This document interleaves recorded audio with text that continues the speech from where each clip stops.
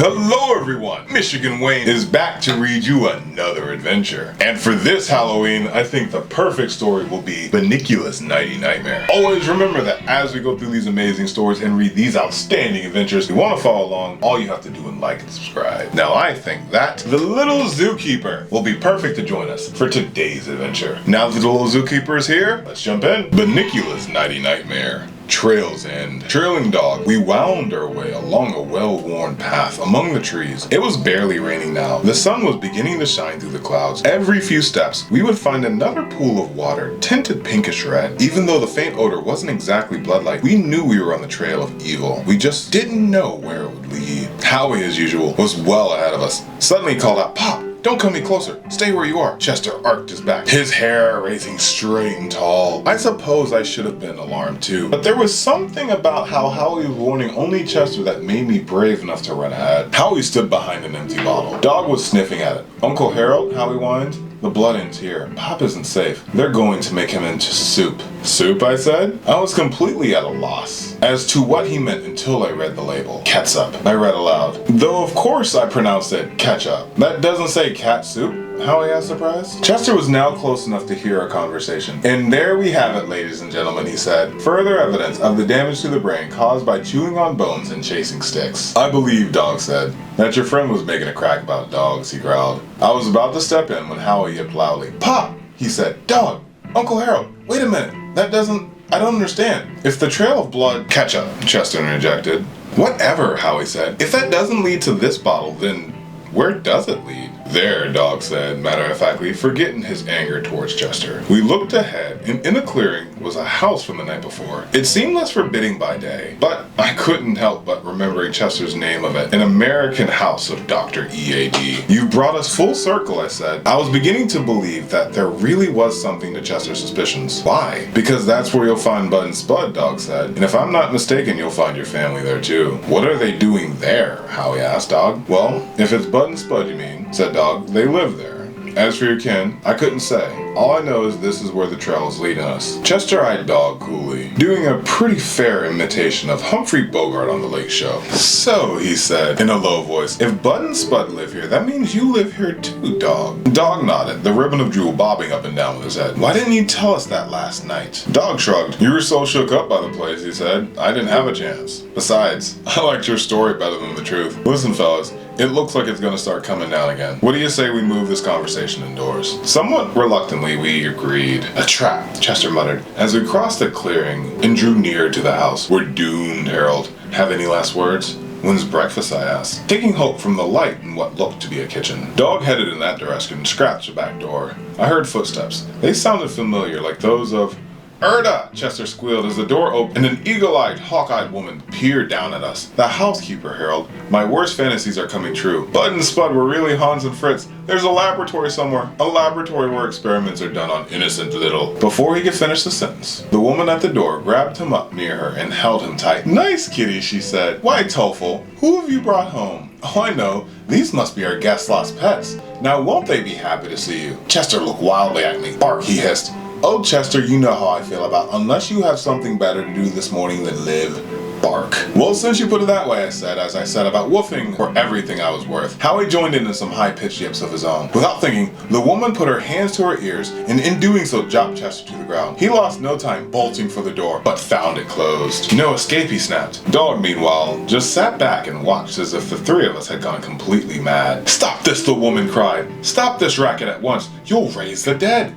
"Too late for that," Chester cracked and started at the door leading for the rest of the house. Howie and I ran after him, barking all the way, only to be stopped by the shadow that fell across the threshold of the door. "What's all the fuss?" said a voice I recognized as Bud's. I looked up only to saw that he was rubbing his eyes from the sleep. Chester tried to squeeze through Bug's legs in the door jamb, but Bud moved in just to catch him in the ribs. "Now hold on there, cat," he said. "What do you think you're doing? Why is everyone in such an uproar this morning?" "I think they're just worked up from being out in the rain all night," the woman said. "Ain't that so, critters? I'll give them all some breakfast, and you go upstairs and finish your sleeping." I saw Chester twitching to be free. When his struggles got him nowhere, he sighed heavily and dropped his head. Bud reached down and picked him up. "Nah," he said. "I hear the others coming. Why don't we all have breakfast?" He carried Chester to the kitchen and sat down. "Well," Chester said, over Bud's elbow, So, you're getting your last request. I felt my eyes tearing up again. I guess breakfast isn't so important, I said. What I really wish is that I could see the Monroes. Looks like you're getting that wish too, Uncle Harold, Howie said. Here they come. All at once, the room was filled with people. Toby ran to me and threw his arms around my neck, just as I'd imagined an hour earlier. Mr. Monroe patted me, then scratched me between the ears. Mrs. Monroe cooed at Howie, and Pete ignored us all. It was almost like being at home. Almost, except for the strange woman with eagle eyes, the scar-faced dog, the man at the table who wouldn't let Chester go, and the other man at the door, who even at 6 o'clock in the morning was fondling a knife. The woman began to busy herself at the refrigerator. How about some milk, folks? I don't drink milk, Bud said. Chester and I exchanged worried glances. Now, how are you going to grow up to be big and strong if you don't eat your milk? The woman said. Your brother drinks it all the time, and look at him. Spud flexed the muzzle. I'm so glad all the animals are safe, Mrs. Monroe said. She took Chester from Bud and petted him gently. I was so worried I hardly slept. Well, I told your dog knew his way around here, said Bud. I knew there was nothing to worry about so long as they was with him. And fortunately, we were with you, Mrs. Monroe said. I can't thank you enough for taking us in out of that terrible storm, Bud. The woman looked over her head. I have to laugh every time I hear you call him that, she said. It isn't the right name, you know. Chester jumped out of Mrs. Monroe's arms, landing by my side. This is it, he said. Meet Hans and Fritz, the long-lost Transylvania twins. No, Mrs. Monroe said, brushing cat hairs off her burrowed robe. Nope, this is Buford, and the other one is Spaulding. They picked up those silly nicknames at college. College? Said Mr. Monroe. Well, sure, the woman said. My boys graduated cum laude. Buford here is an architect, and Spaulding practices law. One of those days, he'll get it right, Bud said with a loud guff. Spud crossed the room and whacked him once. Boys, boys, said the woman. That set a good example for the youngins. And she nodded towards Toby and Pete. Sorry, man, Spud said, chagrined. We'll behave ourselves, said Bud. Can I help you out with breakfast? Sure can, Buford. Why don't you set the table? And Spaulding, put that knife to use for once and cut us some bread. Before anything else, however, I'd appreciate your feeding those poor critters. Would have been out all night in the wet. 5 minutes later, we found ourselves eating chopped steak out of silver bowls. There must be good money in architecture, I observed. Not if all of his houses look like this one, said Chester. Well, in any event, so much for your evil spirits. Yeah, Pop, Howie said. These folks are real nice. A little weird, but nice. Thanks, said Dog, slurping thirstily at the ball of pure. I think so too. I had to admit that Bud and Spud did seem a lot less threatening in the light of the day. As Howie said, they were definitely a little weird. Eccentric, I guess you'd say. But they were far from evil. And those noises we heard last night, Chester said, exercising his forehead muscles. Bud and Spud and the Monroes escaping for the rain, I said. Obvious, isn't it? But weren't there noises before that, said Chester? Didn't we all hear noises throughout the night? That was probably Bud and Spud, Dog said. We looked at him for an explanation. Well, remember what I told you when they were looking for something last night? They were going to find it, remember? I don't know what it is, but I'll guess that's what all the noise was about. Just then, Bud, who had left the room while they were eating, appeared at the door with a cage in his hand. He held it high so that no one could see its contents. And now we have the answer, Chester said. If it's a rabbit, you can bet those two clowns were Hans and Fritz long before they were Buford and Spaulding or Bud and Spud. Ma, Bud announced, this is for you. We was going to save her for Mother's Day, but we know how much you wanted one. You keep such an eye on us, we couldn't look during the day. We had to wait till clear at night to fetch one. Oh, now Buford, cut the permeable and just gimme. I'm dying from this suspense. Well, all right, Mama, said Bud, lowering the cage. Here it is, it's all yours. Everyone's eyes were on the cage as it came into view. I don't know about anyone else, but I was ready to see a rabbit there. A rabbit, perhaps, with fangs. A rabbit with red eyes. The last thing I expected was a baby skunk.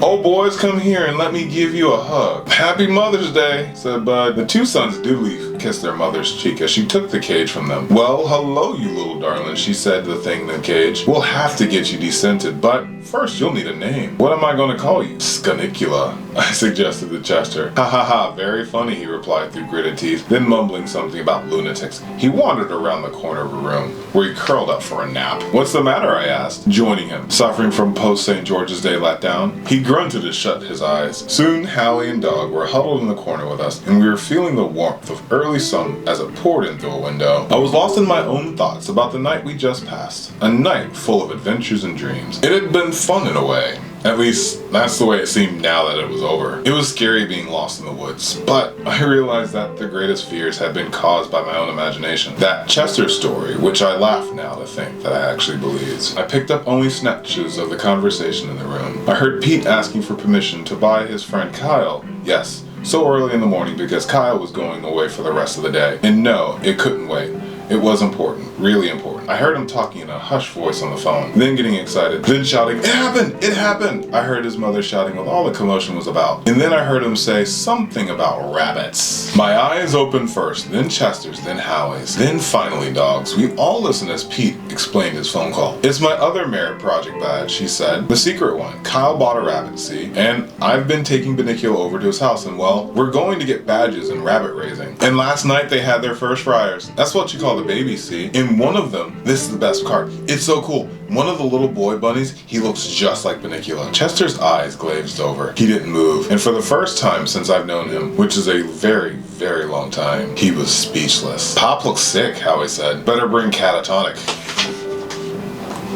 "I don't think it's medicine Chester needs," I said. "I think it's a vacation. Looks like his brain started off on one without him," said Dog. "I thought we were on vacation, Uncle Harold," Howie said. "It's been fun, hasn't it? Even the scary part, right?" I nodded and started to drift off to sleep. It hadn't been such a bad vacation, really. There was one thing missing. Right then, I couldn't place it. But then the smell woke me and I remembered s'mores. Fresh from the microwave. Toby gave me the first one out. Good old Toby. As I chewed contentedly, the Monroes began to sing. "Someone's in the kitchen with Dinah, someone's in the kitchen I know." Howie, Dog, and I howled along, and everyone was happy. Everyone but Chester, that is. He hadn't left his spot in the corner. His eyes were staring off into space. His lips were moving, but not in rhythm of the song. It wasn't until we stopped singing that I caught the few words, and even then, I wasn't sure what to make of them. Perhaps you, dear reader, will know soon what he meant when he said, "The moon comes out on St. George's Day. The sun also rises, and he's here to stay." Oh, wow. That was a really fun adventure with Howie, Chester, and Harold. What do you think, little zookeeper? I like that part too. We'll see you in the next adventure, okay? And we'll see you in the next adventure, here with Wayne Reads. I am Michigan Wayne, on the search for an amazing story. And I think we found one right here. Thank you so much for joining me, and I can't wait to see you again. Bye-bye.